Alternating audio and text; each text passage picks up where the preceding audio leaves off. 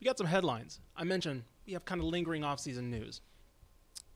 Haynes King named the starting quarterback for Texas A&M. Anybody surprised? I guess before I actually get to your point, I did want to say, of course, he was in contention with Max Johnson, Connor Wigman, true freshman. I don't know how much he was really in contention, but of course, Haynes King was a starter last year, got injured. In came Zach Calzada. They bring in Max Johnson in the offseason from LSU to try and bring some starting experience to that locker room. Of course, Wigman's kind of the gem, diamond in the rough, but still true freshman.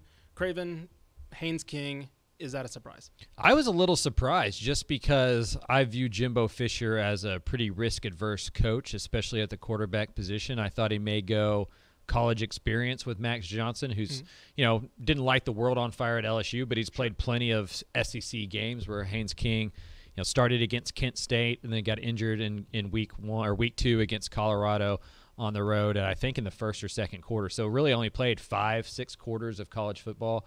I do think Haynes King gives more of an upside, right? I mean, he's one of the more athletic players on the team. If you lined up the Texas A&M program and made them all run a 100-meter, dash, King's probably finishing in 4th or 5th spot there. He's a really athletic guy. We'll see if Jimbo allows him to use that.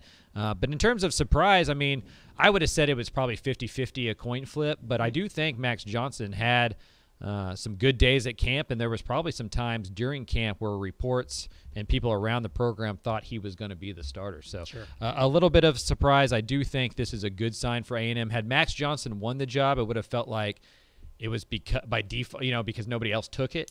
Right? I think Haynes King being the starter is a good sign. That means that he went out and he did some things that the other guys on the roster just can't do yet. Yeah, I think so. Are you surprised that it took them that long to name a starter? I mean, I get a little – I kind of lean on the side of, just because we don't know it doesn't mean it's not true. Yeah, right? That's a good point. If they were all taking the exact same amount of snaps until the day they announced the starter, that's kind of concerning. Yeah. If behind the scenes they had moved towards Haynes is our guy, he's taking the bulk of the reps, and it just wasn't public domain until the day it leaked out, probably not that big of a concern. Right. Got it. All right. Moving on. By the way, if you didn't listen to Mallory and Craven's, they were at the game in the UTEP game in El Paso. Did a recap episode. That's up. Hopefully, if you subscribe, you knew that. You listened to it. And hopefully, if you listened to it, you also realized Aune had a pretty good game. Wow. Let's go. And we will – he was named the CUSA Offensive Player of the Week. The reason why this is news, because it probably won't happen again. So that's what we're going to talk about. How do you know? Aune was 16 of 29. Mallory, I'm reading the topic here. Aune was 16 of 29. 55% completion, 236, 3 touchdowns, no interceptions. Most importantly, he basically guided a pretty solid, balanced attack that UTEP could not stop. And again, if he plays UTEP every week, he might make this list again. That's what's amazing. Yeah. He's played 24 career games. He's thrown 26 career touchdown passes, 9 of them against UTEP. In the other 23 games, he's thrown 23 touchdowns, 17 interceptions. Sure. So a pretty average quarterback normally. Tremendous against UTEP. Yeah. Never been sacked, never thrown an interception. He's 3-0. I don't know. I'm not smart enough to know this, but there's got to be a schematic something where it just matches up well with UTEP. Fair enough. I remember you brought that up before the game, and the reason why I was hesitant was what did Jalen Darden do in those games? Yeah. And so a lot of it, specifically in the 2020 season, Jalen Darden was a big reason why. I believe he had 200 of his 300 yards. Yeah, 4 out of the 5 touchdown catches. It was something ridiculous. So I was like, see, it's probably not going to happen again. Sure so did. there is something there, like you mentioned, with the UTEP defense that Aune can see. And I guess to his credit as well, Bradley Del Pavetto wasn't there all his Aune's whole career. So it's been a different defensive coordinator that he's gone up against, and he just sees something with that defense. There's no pressure. Yeah. I was gonna say. I feel like there's no pressure.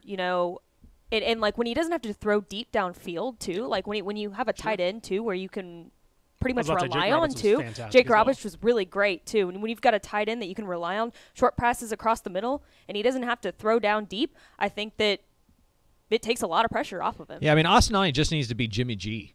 Sure. Right? He just needs to be a guy who doesn't throw interceptions, who does well on third down and well in the red zone. And he was excellent on both of those things. He was awesome in the red zone. And early in that game, he extended 4 or 5 third downs. They were 4 of 6 early in that game, and it was all passes a lot of them over the middle on slants to Jake Roberts and a couple of the wide receivers.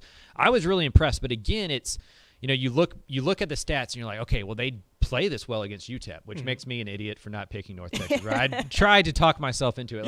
You really did. I'll give you credit. I was like walking around the office, like going like, you thought about it. But like it was like week 0, and I'd picked UTEP in the magazine like 3 months ago, so it was like I don't want to change it already, But anyway, I just want to see him do it against other teams. Sure. Yeah. Like just because, like if he had struggled his whole career against UTEP and then he played this well, it's like, oh, okay, maybe they're turning the corner.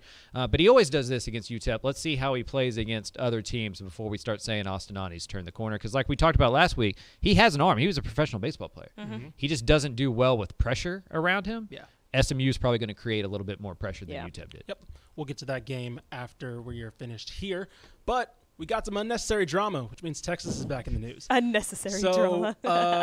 Steve Sarkisian announced, I don't know if he announced or just didn't do it. I don't know if they made a big deal about it. But basically, Texas doesn't have a depth chart. There's no two deep. Craven, you made a joke that Gary Patterson's influence is already being seen in the Texas locker room. GP. So my question here, because everybody raised a fuss about this, right? He named Quinn Ewers a starter. And that's the only starter we actually know. I mean, no, quote unquote, no. Obviously, we know running back. Right. We know the number Wide one receiver. Yeah. So everything else is a quote unquote guess. My question to you is, outside of us in the media, right, that use this, broadcasters, shout out Craig Way, who hopefully he knows the starter. Yeah, but he's got two deep. So it's like, yeah, he definitely has one. Should anybody care? No. This is week 0 news, right? Like this is like the AP poll, the coaches poll. Like on Saturday when they go play Louisiana Monroe, 11 offensive players are going to go out into the field. 11 defensive players are going to go on the field. And except for quarterback, there's going to be a lot of switches throughout the snaps. And that's just football. Like it gives us fodder and we can go like, oh man, this guy won the left guard starting job and that guy's like the number 1 nickel or whatever. But any of us that watch it know that it changes throughout the game. And if a guy misses a couple blocks early on, he's no longer the starting left guard. There's injuries that happen, all that kind of stuff. So if we didn't know the quarterback and he wasn't putting out a depth chart, then it'd be like, ooh, okay, what's he trying to hide? Right. But Quinn Ewers being named the starter and has been for over a week now, I think all the other positions are pretty fluid. Like you said, like Bijan Robinson's going to be the running back. Xavier Worthy's going to be the wide receiver. DeMarvion Overshown's going to be the best line. You know what I mean? Like we kind of know what to expect. I just find it to be silly. Like the way you phrased it is perfect. It's unnecessary drama at Texas. Yeah. Like every week they just do something that seems avoidable that puts them in the news for something other than winning football games, and it's just like the perfect representation of the last 12 years. They want it to be that way. Yeah. They're like press. They're like the Cowboys. Press. It's like the Cowboys. Yeah. Where it's like, yeah, I mean, we may win or we may not, but like as long as we stay in the news, like we're good, And like that's a weird way to run a college program. Okay, here's a question real quick. Do you think that they would have put out a depth chart if they were playing like a Notre Dame or an Ohio State or something? That's a good question. Like if 'cause Alabama was Louisiana week 1, Monroe, you don't technically need a. I mean, in their defense, they have 35 new guys on the roster this year that weren't there. I don't think he knows the two deep. Like, frankly, I think they have to go play Monroe before he knows who he can really ride with, and he doesn't want to put out a two deep because he has 7 offensive linemen. Got it. I just think he doesn't want everybody to see where his roster is, and he doesn't really know exactly what his roster is until he sees them play football games because half of them are new. Right. I was gonna that say, makes sense. I was gonna say, like, I feel like this is him saying, we're gonna have 3 freshmen on this offensive line, right? Yeah. And we don't want people knowing that we have 3 freshmen. Like that. To answer your question, I don't think he would have done it if Alabama was week 1. Because I don't think he wants Nick Saban knowing that he has 3 freshmen on that offensive That's line. That's a good point. Yeah. So I see the logic. I made a joke on Twitter that he's going to get a text from the boosters to tell him who's starting. Yeah, that's good. But, whoever the Hellcat got sent to, exactly. It's like Sark's like, oh, what, really him? Yeah. Like 30 minutes before the game. But no, again, us in the media, we like the two deep, right? It helps us prepare to how we're going to cover the game. Obviously, broadcasters like to know who they're going to be researching and have to look up. They don't want to see some guys like, wait, he's a walk-on. Why is he starting? Like things like that. But overall, as a fan, don't worry. It's Louisiana Monroe. You'll look great. Quinn Ewers will look like a Heisman winner. Bijan Robinson's going to look like the best running back in the country. They'll be fine. So, and you'll know the two deep. And you'll know the two deep. Yeah, you'll be fine. So take some photos. Yeah. Anyway.